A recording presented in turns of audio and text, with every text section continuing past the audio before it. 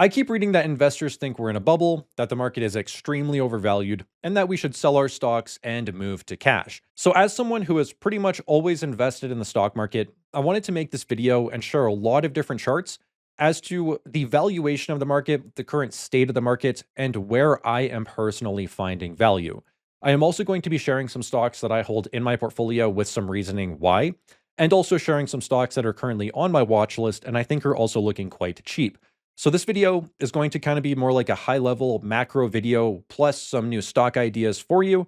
And I think it's overall going to be pretty interesting. So with that being said, let's just hop straight into it and look at our first chart. All right, so this first chart shows us that the S&P 500's forward price to earnings ratio is currently at 20.4, which is actually slightly below where it was at the previous peak in January of 2022 before we saw the market correction. Back then, the forward PE ratio was at 21.4. So the market today is actually slightly less expensive than it was at the previous peak. And if we take a look at the peak of the dot-com bubble back in 2000, it was trading for a forward price to earnings ratio of 25.2. That is about a 23% higher multiple than what the market is currently trading for.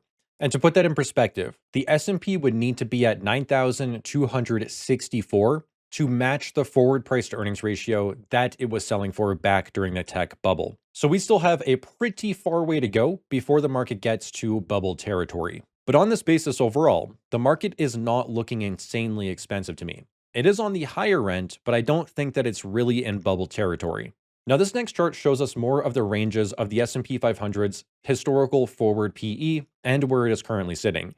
And we can see that it is on the higher end today, sitting at about 20.4x once again, and the long-term 30-year average forward PE is 17.2. So we are about 20% above the historical averages right now. But I also think that there is a pretty strong argument that a higher price to earnings ratio is actually justifiable for the S&P right now because the quality of the stocks in the S&P have increased so much, and its growth outlook is also pretty dang high right now. Historically, though, when the market has sold for a forward price to earnings ratio that's this high, the future returns are pretty low. The right chart in this screenshot shows us that historically, when the market has traded for this multiple, the following 5-year returns are about 5% annually, which is not very high returns. You can also see that there is a very clear trend between the price multiple that the S&P trades for and the returns that it sees over the following 5 years. And as the market gets more and more expensive, the following 5-year returns go down further and further. And when you think about it, this makes complete sense. And the lower the price you pay for your investments,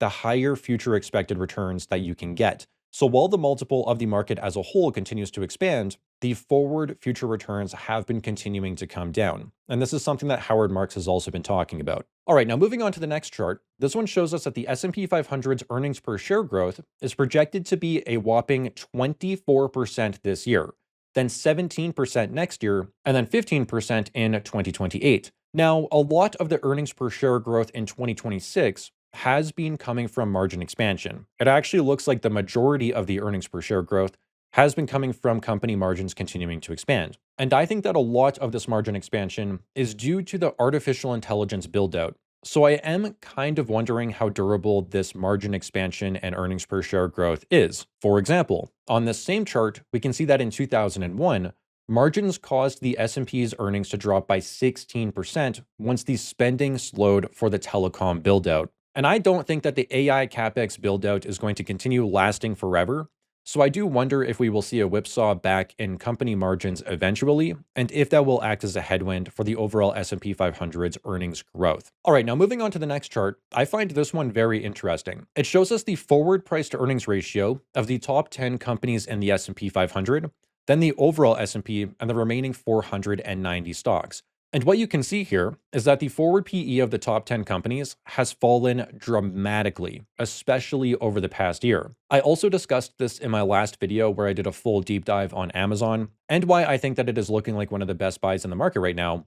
But to put it simply, the premiums for the hyperscalers is pretty much gone. Meta and Microsoft specifically still trade below 20 times forward earnings, which is below the S&P 500. And I believe that they are some of the best businesses in the world. And this chart really backs up why Amazon and Meta have been some of my largest buys over the past year, and why Amazon has become the second largest position in my portfolio at around 10% now. All right, moving on to the next chart. This one shows us that the Magnificent Seven have seen no returns so far in 2026 as a whole. Their returns so far in 2026 year to date have literally been 0%. The remaining 493 stocks in the market have been 15%, and the S&P overall is up about 10% year to date.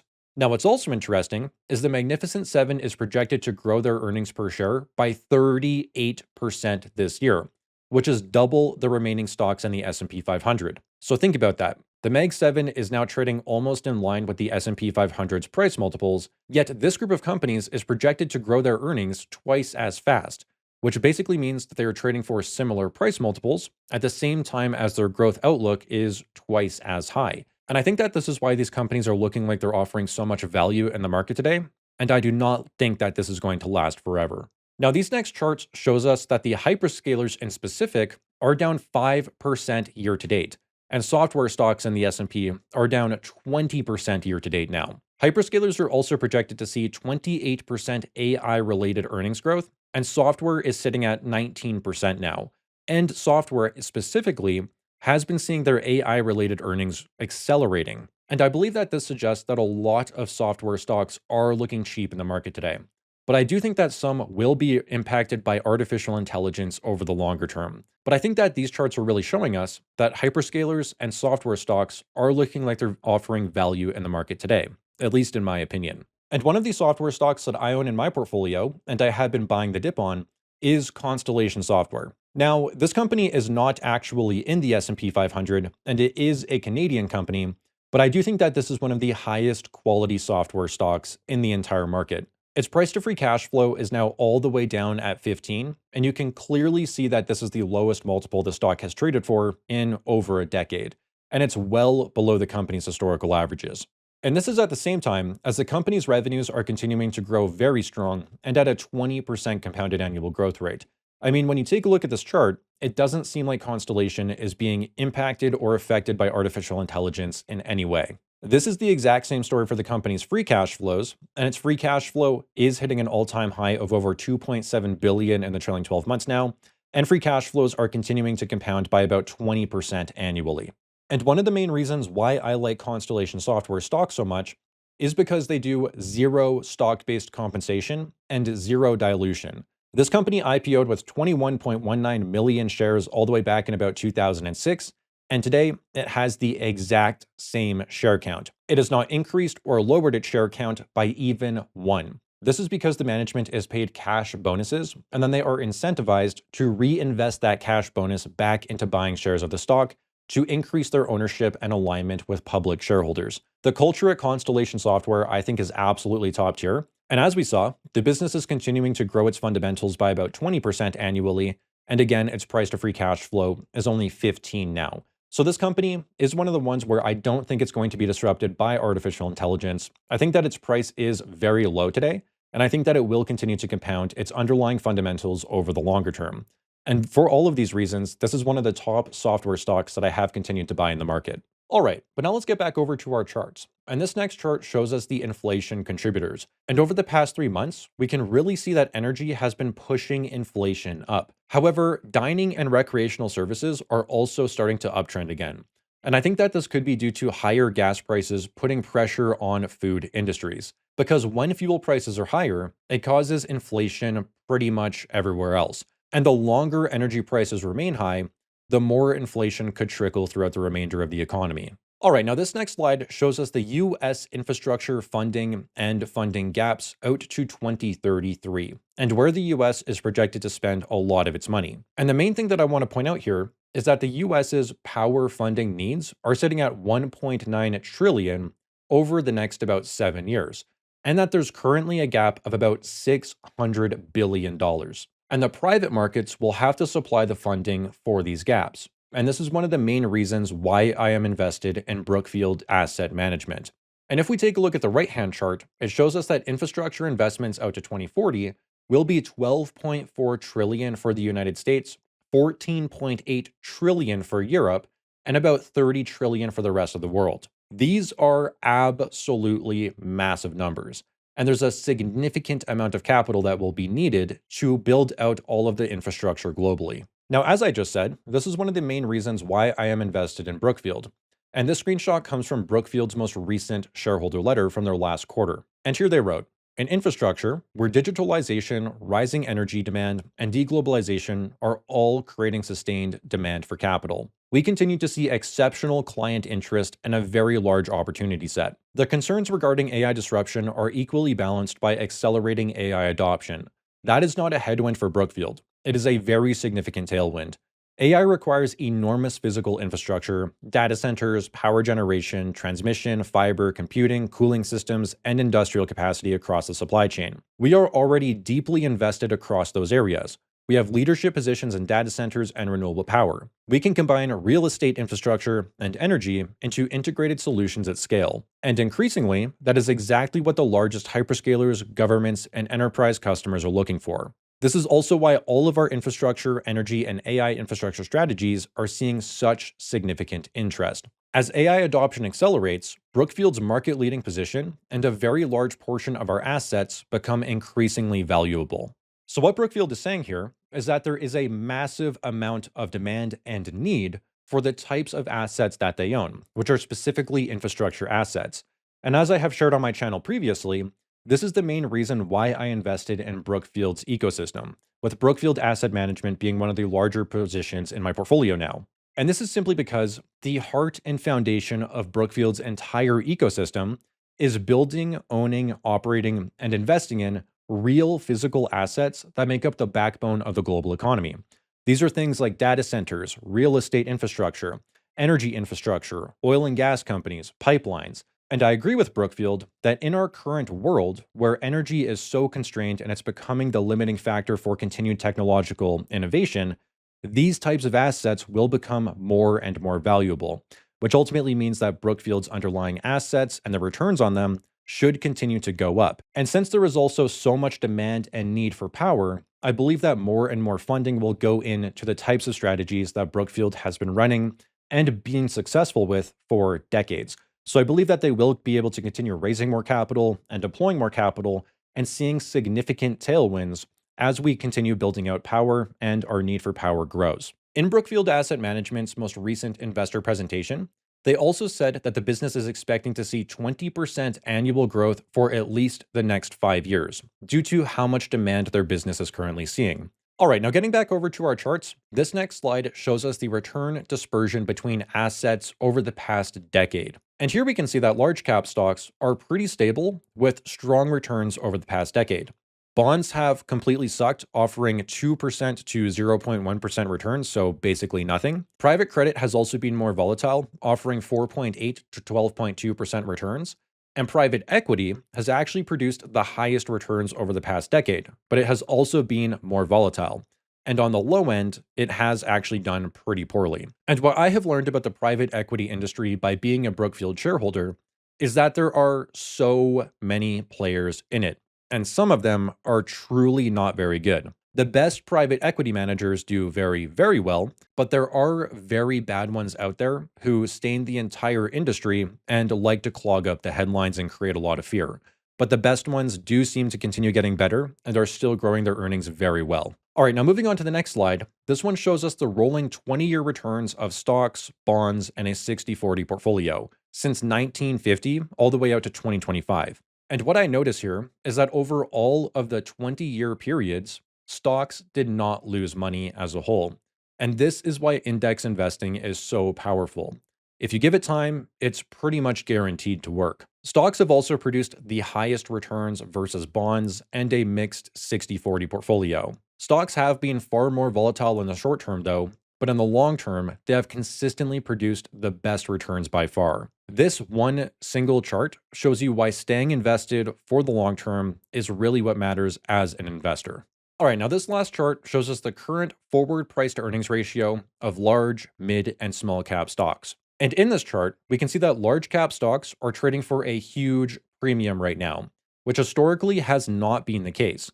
Small and mid cap stocks used to trade for a premium back from 2010 to about 2020, but since 2020, that has completely flipped. And now large cap stocks trade for a huge premium relative to small and mid caps. And I have found this when I am analyzing stocks as well. I have been continuing to find a lot of value, and my largest position right now, which has also produced my highest returns in the stock market ever, is a mid-cap stock. I also made a full video on my channel dedicated to my investment thesis on this stock, so if you're interested in checking it out, then I will leave a link in the description and in the comments, or you can find it on my channel here.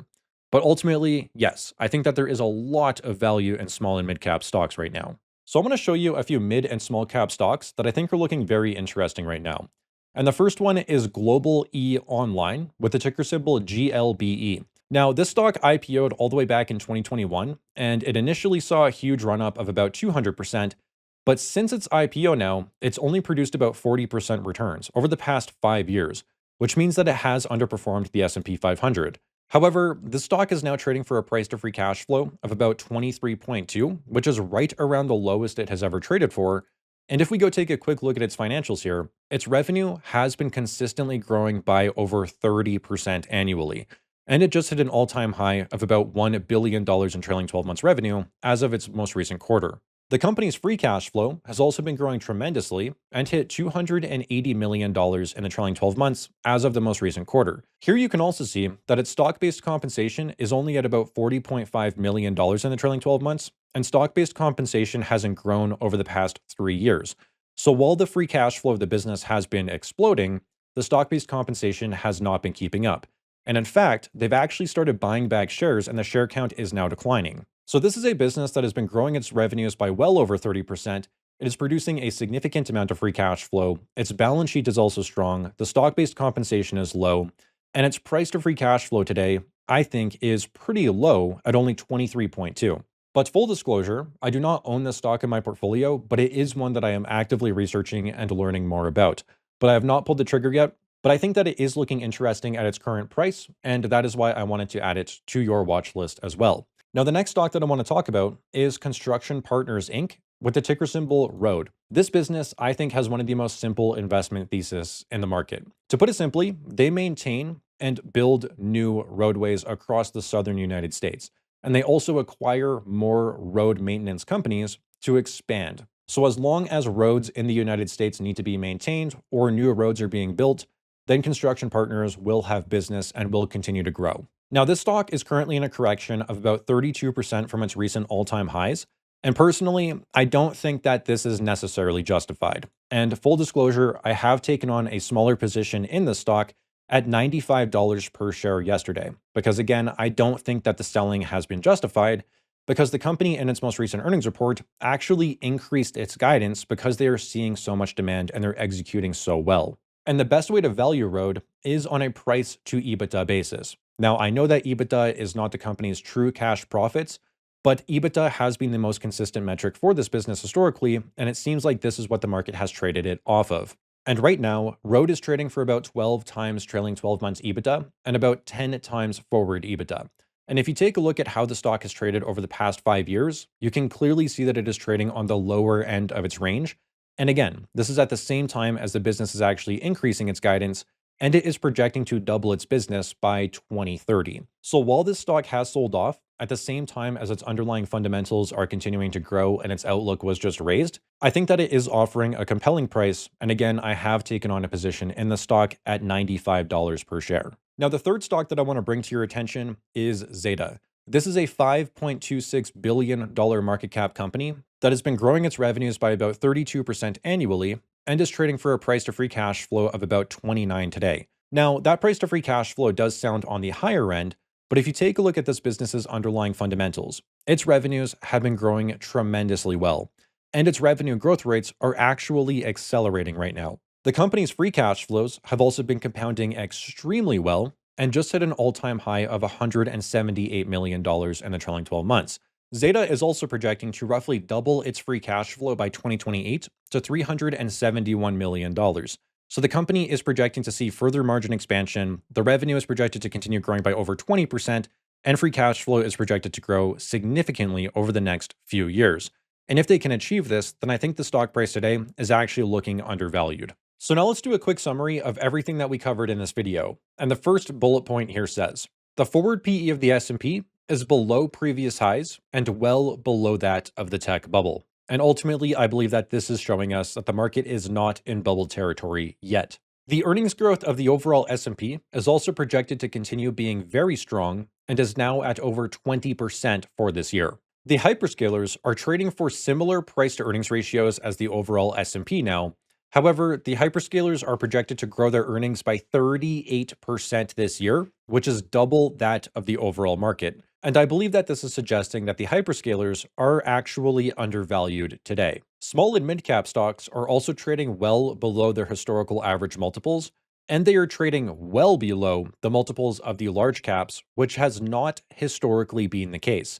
Again, historically, small and mid caps were actually trading for a premium, but now they are selling for quite the discount. And I ultimately believe that this is suggesting small and mid cap stocks are offering some value today. Historically, stocks also haven't produced negative returns over any 20-year period, at least tracking since the 1950s. And over the long term, stocks produced the highest returns out of stocks, bonds, and a mixed portfolio. So for myself as a long-term investor, I plan on just continuing to hold stocks, not try and time the market, and remain fully invested in stocks for as long as I possibly can. Then the last point says that infrastructure spending is projected to continue being high for years to come. And I think that this is an important point because I continue to see some fears in the market that some infrastructure spending is going to slow down and stocks sell off and, these construction companies get hit pretty dang hard. But I think that this AI build out in conjunction with the overall infrastructure spend that countries just simply need to continue growing is going to provide tailwinds for asset managers and construction companies